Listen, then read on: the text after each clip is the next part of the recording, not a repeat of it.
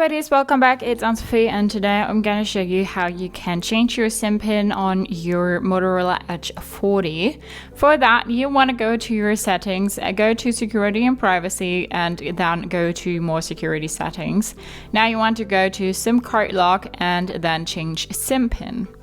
Now we need to put in our old SIM pin. 1, 2, 3, 4. All right, okay, and then put in our new SIM pin. Retype that new SIM pin.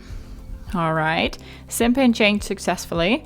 So now if you have to restart your phone, you need to use your new SIM pin. Knowing this is especially useful if you have like a really complicated SIM pin, you can't remember it, or maybe it got in the hands of the wrong person, and so I don't know, maybe they steal your SIM card or something. Never heard of that case, but maybe it happened to you. Who knows?